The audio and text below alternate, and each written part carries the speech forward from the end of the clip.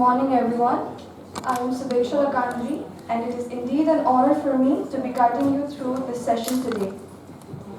A very warm welcome to Day 4 of AICTE Atal Faculty Development Program on Application of Generative AI in Contemporary Management, which is organized by the Department of Management Studies, Sikkim Manipal Institute of Technology.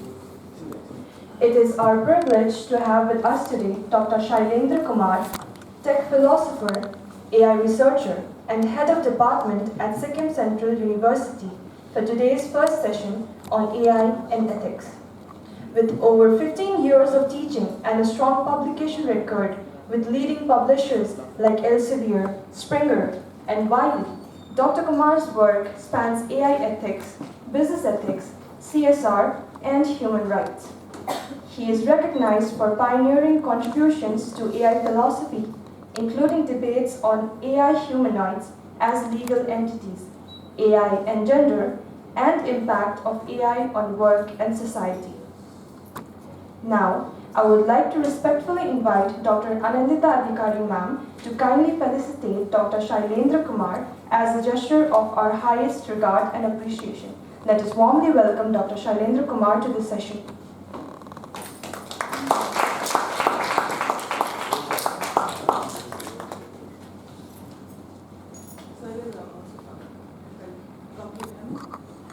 It gives me immense honor to now invite Dr. Shailendra Kumar to the stage to enlighten us with his profound knowledge and insights.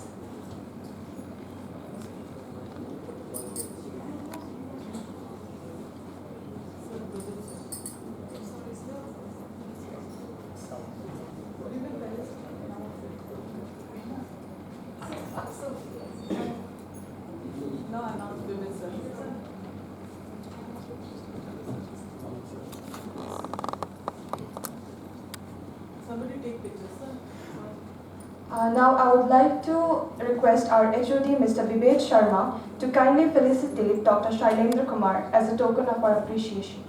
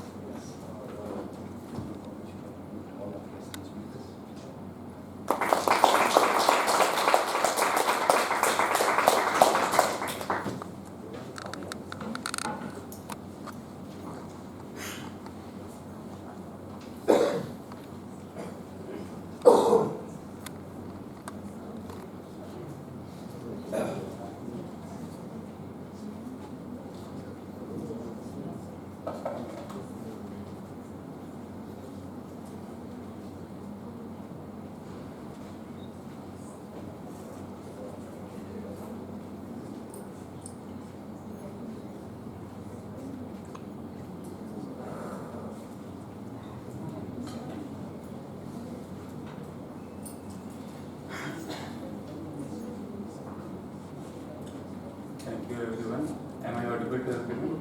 Yes. Okay. My presentation today is on emerging topic AI and ethics. And in this, we'll start our presentation. Let's start directly to our presentation because time constraint is there. So first, as most of you are not from the background of artificial intelligence, they are having background of management, if I am correct. So I will be in first half of the presentation, I will be throwing light upon what is ethics, what is the difference between ethics and morality, what are the theories of ethics, and thereafter, in the second half of the presentation, I will be interlinking ethics with artificial intelligence. Because to understand the implications of artificial intelligence on ethics, it is necessary to have a snapshot of the ethical theories that are there, and only then we can understand that how artificial intelligence in due course of time is going to impact the ethical ethics as a whole. Okay.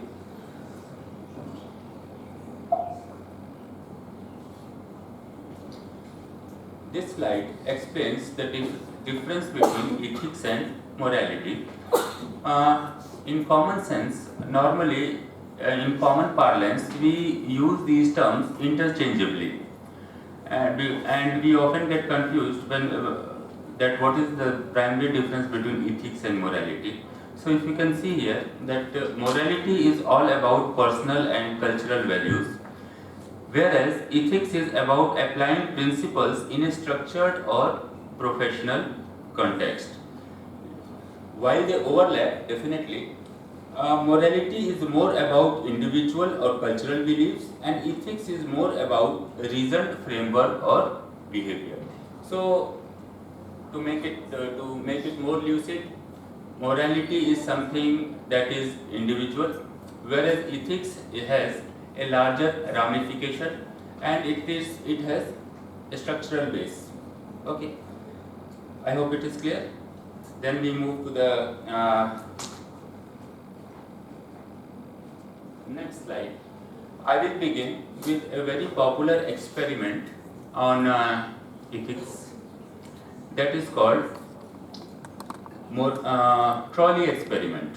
Okay, here now suppose you are standing here as a man holding the lever of a railway track, and your job is to you can change the track.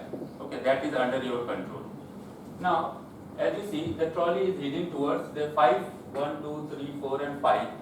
5 workers are on the track. This is a subtract.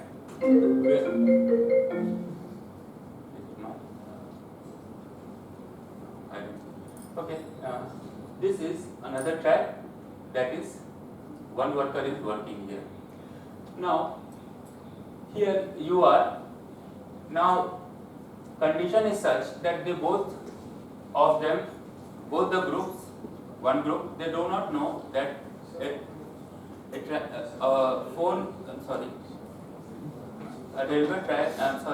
trolley is heading towards them. Okay, so now what shall be your decision? Most of you? Quite simple. क्या करोगे? Single person. You will change the lever? Yes. Why? The trolley doesn't have anybody other than the driver. Trolley is there automatic. Here you are standing. Here you are standing. You have the 5. If the trolley goes straight, okay, ideally it should go straight because that is the routine. Okay, routine track of the trolley. So what do you need to do? Most of you are saying that you will change the track. Why? It will save the life of 4 extra person. One person life you will sacrifice for 5 of you. This is utilitarianism. Okay. In other words, utilitarianism is what? It is a principle of Jeremy Bentham, wherein he says that that act is morally correct or ethically correct, which brings maximum happiness for greater number of people. Okay, simple terms. Now, is it so simple as such? Question arises that suppose now I will change the situation here. Sorry.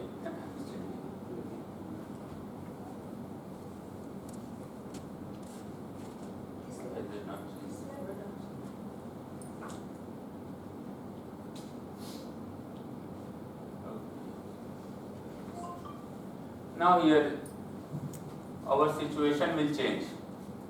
Let's change that because now the ethical dilemma here is that 5 people are there working on a track. Same thing, trolley is heading towards you. You are standing here along with your colleague, which is quite hefty. Okay, now what can you do? That in order to save these 5 people, you can throw him down. He will fall on the track with his weight. the trolley will stop. So how many of you are going to pull him down, throw him down? Huh? Will you sacrifice one person or 5? One person. You throw. Good. Pure utilitarian. Anyone else? So here is one person who is ready to sacrifice or throw that fat man to stop the train, whereas I can see that most of you who were earlier ready to pull the lever are now reluctant in pushing a person. Why is it so? Now where is that ethics gone? 5 people you can save. 5 people you can save here still by throwing. But majority of you, so the question arises that whether it is simply about the principles, okay, or is it something else? Your decision, you are still in dilemma that should I throw or should I not throw? It is very easy for you to pull a lever, but when it comes to physically act, okay, then it becomes an assiduous task. So that is what I mean to say, that is it only that you need to introspect and answer? Still people, pure utilitarianism, or like people like Jeremy Bentham and others, they maintain that situation has not changed at all. Okay, situation is the same. Still you are saving 5 people. In earlier situation also you were saving the 5 lives. Okay, situation is same, only some acts have changed, but many people I can see here, and you can also observe that your ethical some consciousness is not allowing you to take this decision, because when it comes to pulling the lever you are comfortable, when it comes to pushing a person you are not comfortable. So this is one particular paradox of the comma trolley experiment, okay, which I have mentioned here. Now let us move to some of the principles of ethics. I will go fast with these principles because details are already available, and I have a book also on business ethics from Seeing explaining in detail these principles. So what is ethics? Okay, basically we can divide ethics into 2 parts, teleology and deontology. Teleology is the word derived from the Greek word telos and logos, which means the ultimate purpose or goal. The philosophers contributing to this theory have argued that an act is morally correct if it produces good and desired result. So any act, if your act is producing a good and desired result, that act is considered to be what? Correct act according to teleology. There are 2 main theories which fall under the teleology. One is utilitarianism, other is egoism. Now we will see in detail what they are.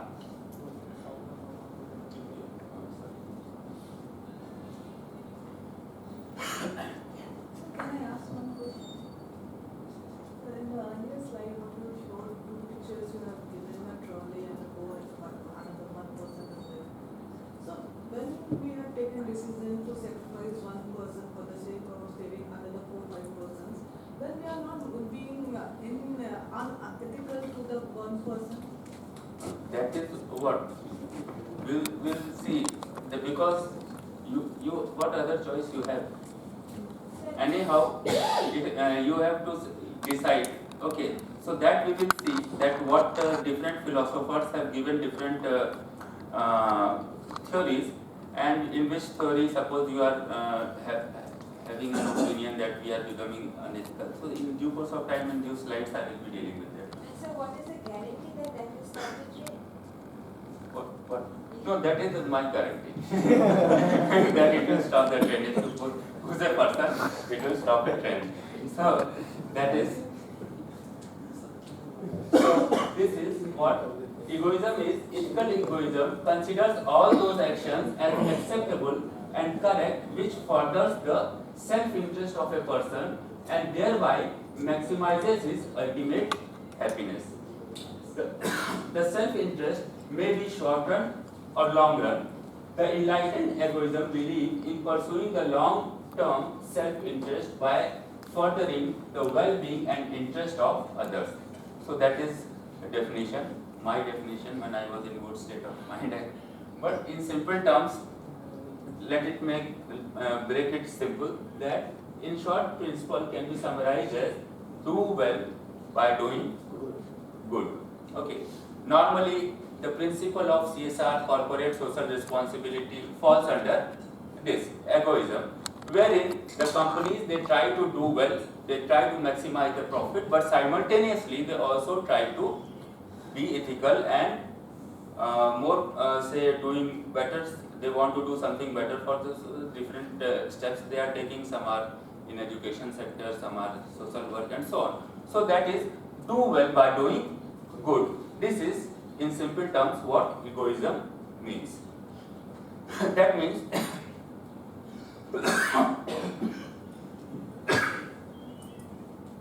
now this utilitarianism. So you take this.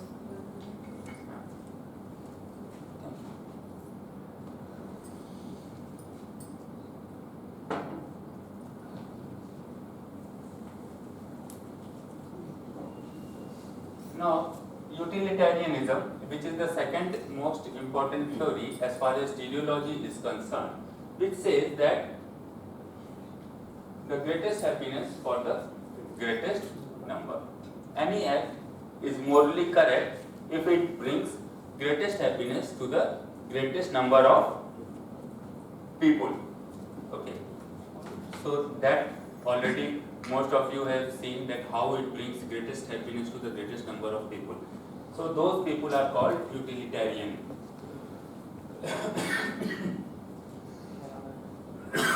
Sorry, my throat. Then comes the second say category, that is called deontology. After teleology is the first category, deontology.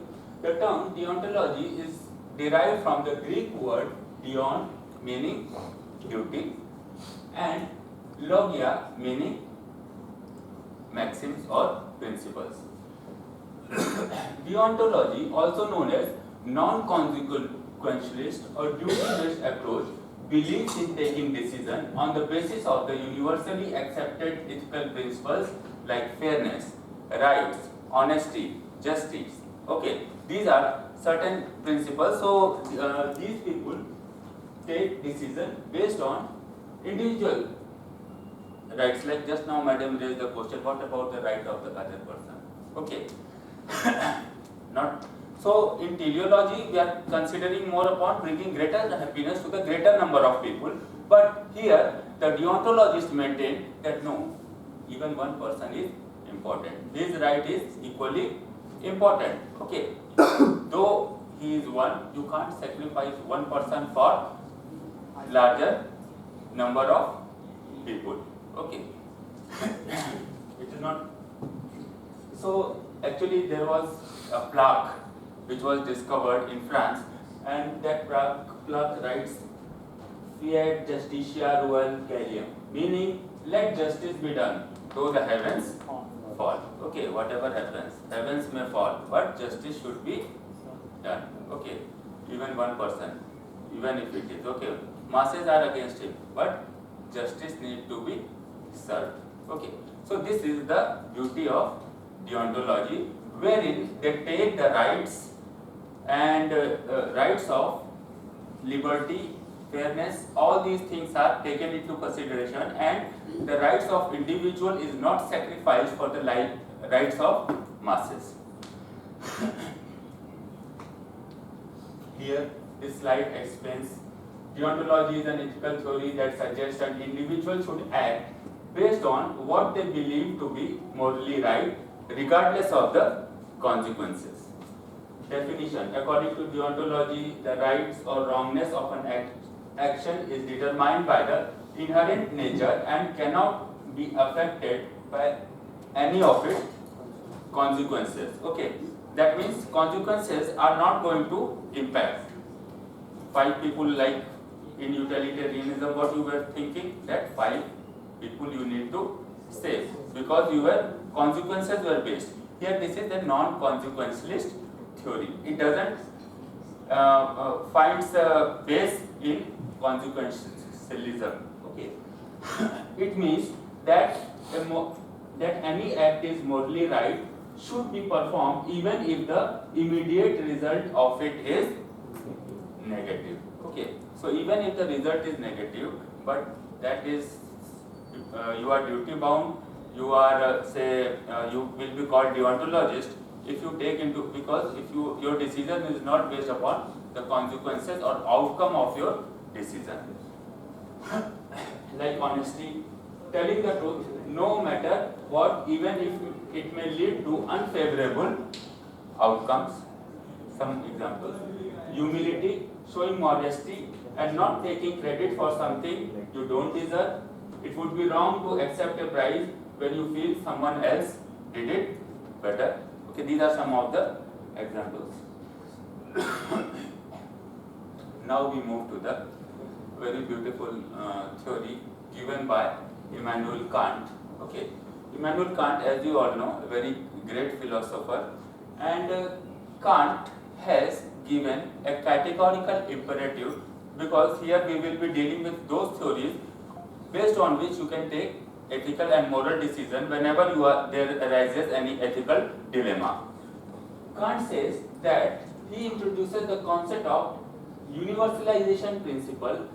Kant says that act only according to the maxim whereby you can at the same time will that it should become a universal law. It's quite so this is the first formulation of Kant. Means what? Before you act, okay, act according to that maxim law, maxim means law, whereby you can at the same time will that it should become a universal law. Because whatever I am going to do, that shall become a universal law. That always you should keep in mind when you are taking any decision. Whatever decision you take, if you feel, if you believe that your decision is going to become a universal law, then that should be kept in mind. That is the first principle of Immanuel Kant. There are 3 formulations: first formulation, second formulation, and third formulation. Second formulation says that act so that you treat humanity, whether in your own person or in that of another, always as an end and never as mere means. Means what? Means that you should, just by the virtue of being born as a human, humans are, according to Kant, not me, according to Kant, just by being born as a human, you are entitled to certain rights. Okay, and you have to see that the humans are never treated as means. That means they should not be used as a tool to achieve your object. Okay, because they are an end in themselves. That means what? You should never, in simple terms, not exploitation of, not exploiting the humans to achieve the goals. They should, human beings should not be used as a mean, never be used as a mean, but rather as an end. Third formulation: therefore, every rational being must so act as if he were, through his maxim, always a legislating member in the universal kingdom of ends. Here Kant suggests that whatever law any rational being may be subjected, he must be able to regard himself as also legislating it universally. Okay, quite similar to the first formulation. So this is what Kant says, that how to take an ethical decision. that whenever you are taking an ethical decision, you should always keep in mind that what will happen if that my decision or my act becomes a universal act. Say like Supreme Court order. Okay. So these, because the orders of the court, they become ek nazir ban jata hai. Okay. Because they can be used for taking further decisions, citations. So the people in the Supreme Court, they should, or the judges, they should always bear in mind that whatever decision they are going to deliver, that in due course of time will become a law in itself, and it can be used or misused. All these things has to be taken into consideration. Secondly, humans should never be used as a tool or mean to of exploitation. They should, because just by the virtue of being human rights. Okay, why do we have human rights? Because so that just by being born as a human, humans have certain dignity that always needs to be respected. Okay, it can't be violated even if the masses let justice be done. Okay, even the heavens may fall. Third formulation, as it said, that when you are taking a decision, that any rational being must be subjected to be making it universally. Okay, it will have a universal ramifications. Then this is another very beautiful philosopher who has been quoted maximum number of time by the Supreme Court of America. Okay, that is John Rawls.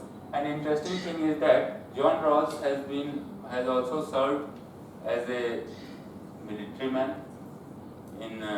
as a soldier. He served.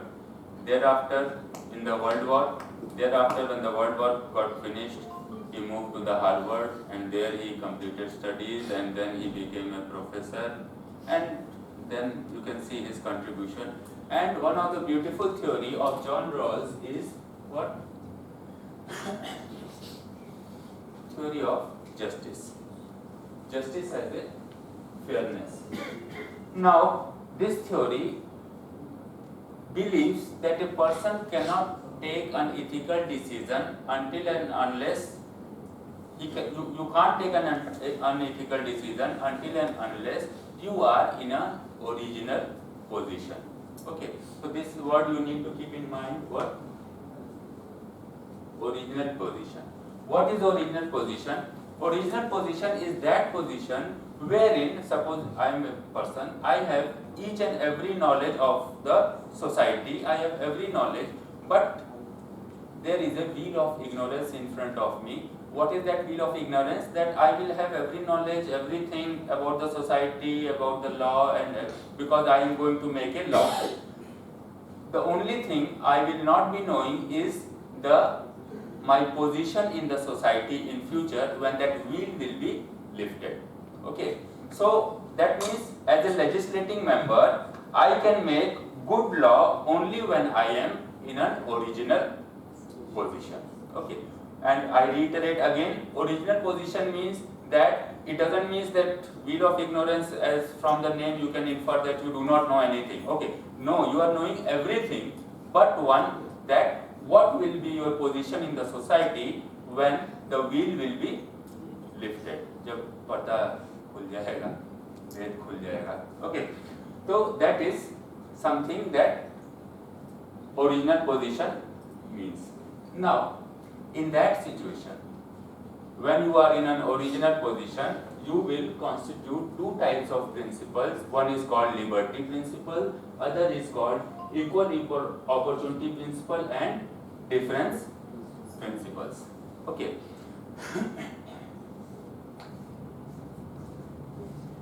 See, this is what is the original position. This slide explains in more detail.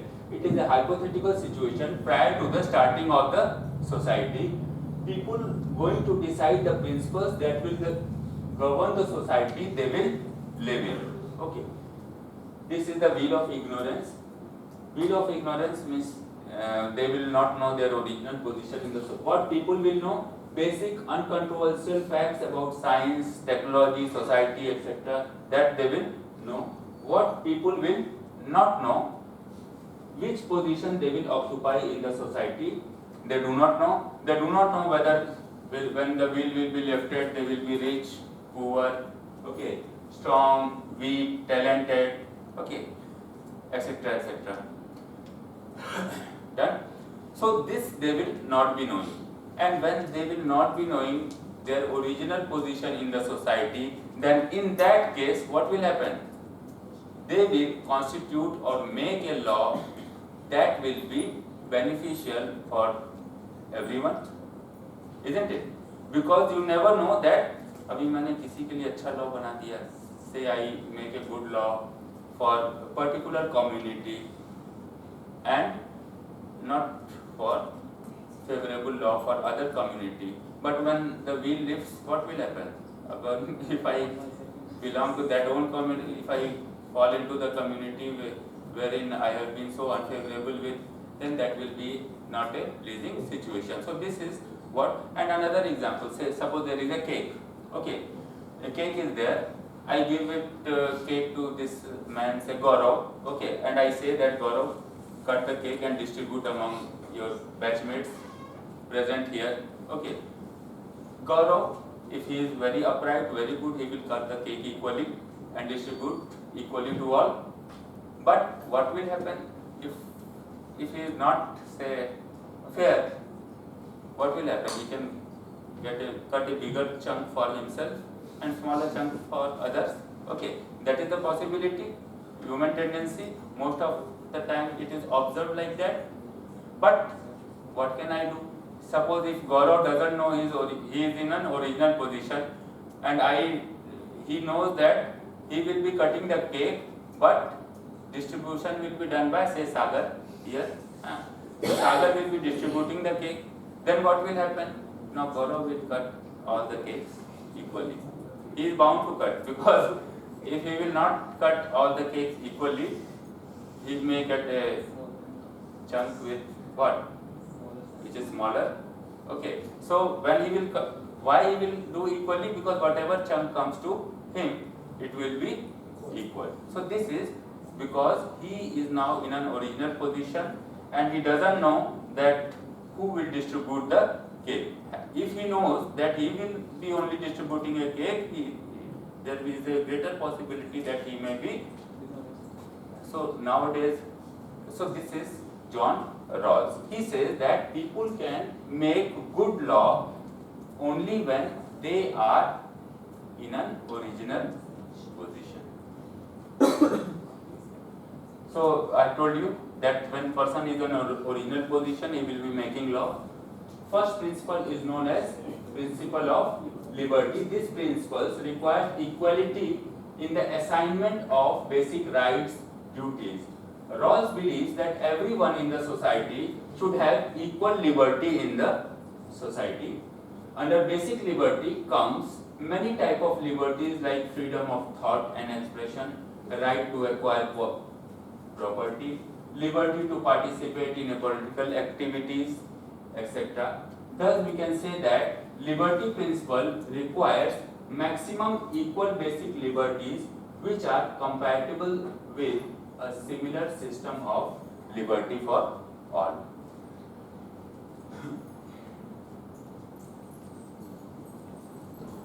Now, Rawls has made one thing clear more, that even inequalities are justifiable. Okay, I reiterate again, what? Even inequalities are justifiable provided there are certain terms and conditions. For example, say, according to Rawls, the inequality prevalent in the society can be justified only under two circumstances.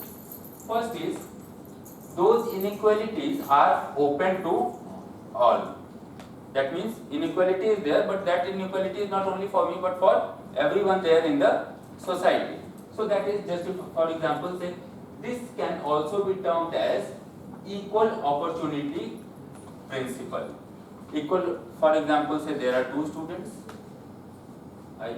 John is a surgeon who earns $5 lakh per annum. On the other hand, Sam who is a bus driver and earning $60,000 per annum. The income gap between both of them is approximately 4,40,000 US dollar. According to Ross, this inequality can be justified only if both Sam and John had an equal opportunity to become a surgeon and earn $5 lakh. Okay. Now, inquiring further, we find that Sam couldn't become a surgeon like John because of two reasons. One, legal inequality. That means there may be any law which may prohibit the drivers from pursuing the course of surgery or medicine. Okay. Second, birth status. Sam came from a very humble family background which didn't provide him with enough resources and conditions required to pursue the study of surgery. Okay. Now, according to Rawls, if any society denies equal opportunity to any of its members due to his birth status or any existing law, then such a society is unjust and unfair. Okay, in that case, the society is unjust. So it would have been a different case had they both got the same opportunity, like me and John, or John and Sam. They are same, birth status is same, everything is same. Okay, but they both are competing. One qualified, one didn't. So then one became a driver, other became a surgeon. That is justifiable. But if by virtue of being born in a poor family and by virtue of having less of the resources, one person is in a disadvantageous position, and or by virtue of law, if I am or one person is in a disadvantageous position, then that is society is unjust in that case. Now Rawls says that the only reason which can justify the income and status gap between John and Sam is talent and effort. Okay, this can be the only reason where inequality can be justified. That one is more talented and one has put on more effort. Then in that case, if one becomes a surgeon and another becomes a driver, it's okay. That is acceptable to all. So both John and Sam had equal opportunity to become a surgeon, but due to their talent and effort gap, John became a surgeon and Sam became a driver. However, it is the government who is responsible for eliminating the birth status gap and legal advantage gap between John and Sam. So that is why it is incumbent upon the government to frame rules and regulations to eliminate the disparities which arises due to income gap or gender, etc. Okay, all these things, disparities are there. So the lawmakers, they need to take into consideration all these factors to ensure that each and every person in the society is not discriminated against. Okay.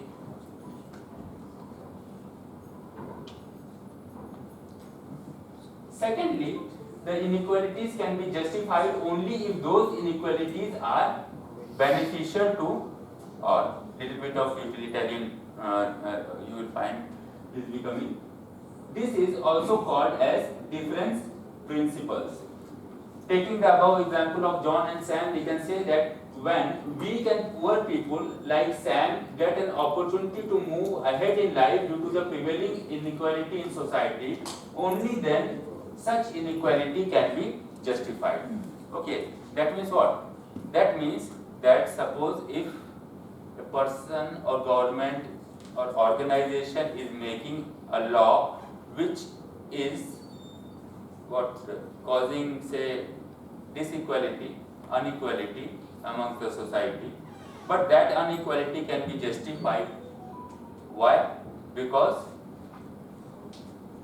that is beneficial to all, or it is in the greater interest of the society. Okay. So, for example, take a simple example. Say, making a law wherein disabled, privileged people, say in banks, okay, separate line for disabled and privileged people. You might wonder, you are standing in the line but are disabled.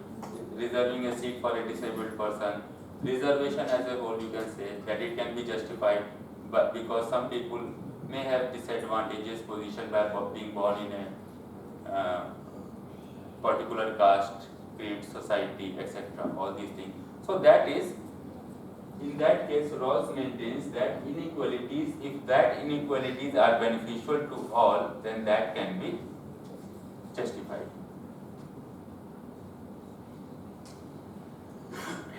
So,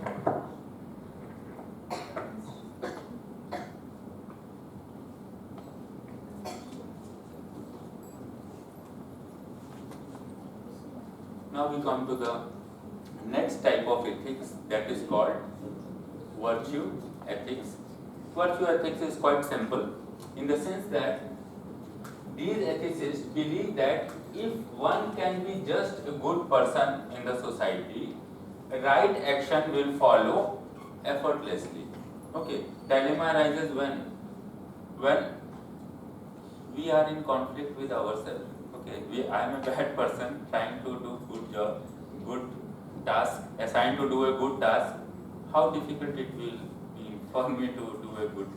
दिखते हुए हाथ कांपेगा, किसी को 90 marks देना है, को fail करना था बट 90 देना है, तो if I am a bad I will give, but if I am good, that will be what difficult and assiduous task for me. So just by becoming a good person, okay, if I am a good unto myself, okay, I can take good decision. If I am a good person, I will never do any or resort to any sort of favoritism, populism, okay, which many people resort to. But if I am what? A crooked person, then definitely I will be doing or indulging in capricious activities as such. So, according to ancient Greek philosophy, the roots of virtue ethics are based upon three important concepts: arete, meaning virtues; phronesis, meaning wisdom; and eudaimonia, meaning happiness, ultimate happiness. Greek term that we often use, eudaimonia, the happiness and flourishing. Aristotle has mentioned that in order to be a virtuous person, you need to have following what? Virtues, characteristics. One is courage in the face of fear. Be courageous. Okay. Second, temperance in the face of pleasure and pain. Temperance. Okay. Maintain your temper. Whatever may happen, even if it is pleasure or situation of pain. Liberty, I will just read it out because there is liberty, magnificence, magnanimity, appropriate ambition, truthfulness with self-expression, wittiness, sense of humor in conversation, friendliness in social conduct, modesty in the face of shame and shamelessness, righteous indignation in the face of injury. If I follow these 11 principles, then in that case, what? In that case, I will take a decision. I will become a virtuous man, and a virtuous man, if I am a good person unto myself, then I will take a good decision. That is understood. A good person can take a bad decision, and vice versa. Now, this is to summarize, but let's move forward.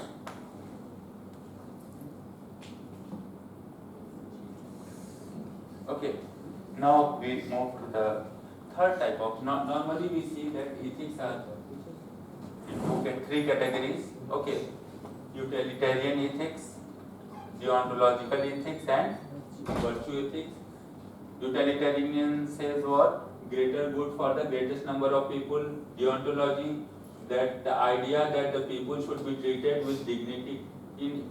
Actually, I should have written teleological ethics. Teleology, deontology, and virtue ethics. These are the three categories.